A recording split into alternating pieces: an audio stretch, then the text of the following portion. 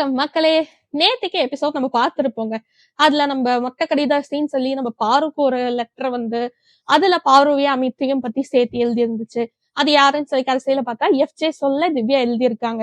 அந்த மாதிரியான விஷயங்கள்லாம் நம்ம பார்த்திருப்போம். அதுக்கப்புறமா நைட் என்ன இருக்குன்னு சொல்லி பாத்தீங்கன்னா, நம்ம திவ்யா கொஞ்சம் அமித்தை வந்து மூட்டி விட்டு திரும்ப போய் பார்வகிட்ட ஒரு விஷயத்த பத்தி பேச சொல்லியிருந்தாங்க. அது எந்த விஷயங்கிறத இந்த வீடியோல பார்க்கலாம். நீங்க நம்ம சேனலை சப்ஸ்கிரைப் பண்ணலன்னா பண்ணிருங்க. உங்களுக்கு என்ன வீடியோ பிடிச்சிருந்தா லைக்கும் பண்ணிருங்க.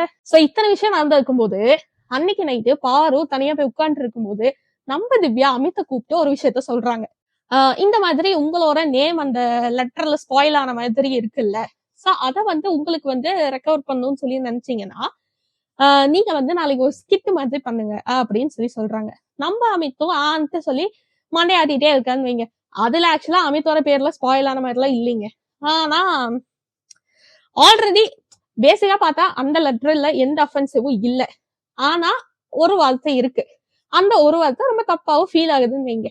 அதை வச்சுதான் பாரு இது பண்றாங்க. பட் பாருக்கு என்ன விஷயம் அப்படின்னா, அவங்க ஆல்ரெடி வீட்டுல இருக்கிற எல்லா ஸ்ட்ரெஸ்ஸையும் கண்ட்ரோல் பண்ணிட்டு தான் எல்லா வேலையும் பார்த்துட்டு இருக்காங்க.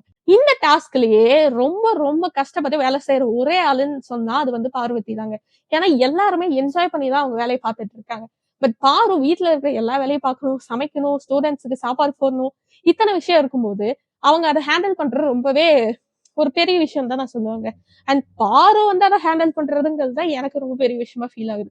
ஆல்சோ அவங்க ரொம்ப காமாவோ அதை ஹேண்டில் பண்ற மாதிரி எனக்கு ஃபீல் ஆகுது. பட் அதுல நடுவுல இந்த ஸ்டூடெண்ட்ஸ் வந்து இவங்கள்ட்ட பிராங்க் பண்றதாகட்டும், இந்த மாதிரி பண்றதுலாம் அவங்களுக்கு ஏன் டென்ஷன் ஆகுதுன்னு சொல்லி பார்த்தா ஆல்ரெடி அவங்க ஸ்ட்ரெஸ்ஸா மண்டையில வச்சுட்டு இருக்காங்க. அப்படி இருக்கும்போது அவங்களுக்கு ஒரு குட்டி ஸ்ட்ரெஸ் வந்துச்சுன்னா அவங்களுக்கு அது பெருசா தெரியுதுங்கிற மாதிரி தான் எனக்கு ஃபீல் ஆகுது. அது மட்டும் இல்லாம நேற்று நைட் வந்து நம்ம சுபிக்ஷாவும் சொல்லியிருப்பாங்க, அவங்களுக்கு கொஞ்சம் ஹெல்த் இஷ்யூஸ் எல்லாம் இருக்கு. ஐ மீன் அவங்க பீரியட்ஸ்ல இருக்காங்கிறத அப்படி சொல்றாங்க. பீரியட்ஸ்னா மூட் ஸ்விங்ஸ் இருக்கும். நம்ம திவ்யா ஃபர்ஸ்ட் வீக் வந்தப்பயே அவங்களுக்கு இருந்துச்சு, நம்ம பார்த்திருப்போம். அதே மாதிரிதான் பாருக்கும். ஆனா திவ்யாக்கு அக்செப்ட் பண்ணிக்கிட்ட எல்லாருமே ஏன் பாருக்கு அக்செப்ட் பண்ணிக்க மாட்டேங்கிறாங்கன்னு தான் தெரியலைங்க.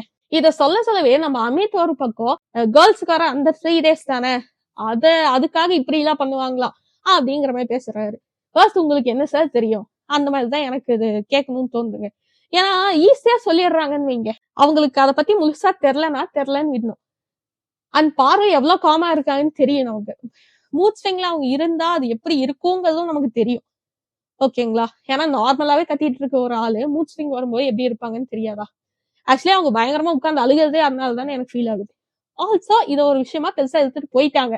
அதை அப்படியே விடலாம். அதை விட்டுட்டு நம்ம திவ்யா அமித்துக்கிட்ட ஒரு ஸ்கிட் பண்ணலாம்னு சொல்ல, நம்ம அமித்தா அறிவே இல்லாம போய் அதை பார்வகிட்டே சொல்றாங்க.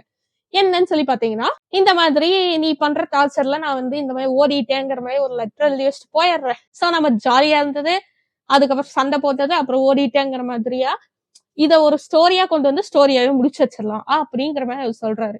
ஃபர்ஸ்ட் பாரு அதை மறுத்தாலும் எண்ட்ல பாரு சரின்னு சொல்லிட்டாங்க. ஏன்னா உங்களுக்கு அதானே தேவை. ஓகே நான் பண்றேன் அப்படிங்கிற மாதிரி நம்ம பாரு ஒத்துக்கிட்டாங்க. இன்னும் நாளைக்கு என்னெல்லாம் ஸ்கிட் பண்ண போறாங்கன்னு தெரியல. சாரி இன்னைக்கு என்னெல்லாம் ஸ்கிட் பண்ண போறாங்கன்னு தெரியல. வெயிட் பண்ணி பாப்போம்.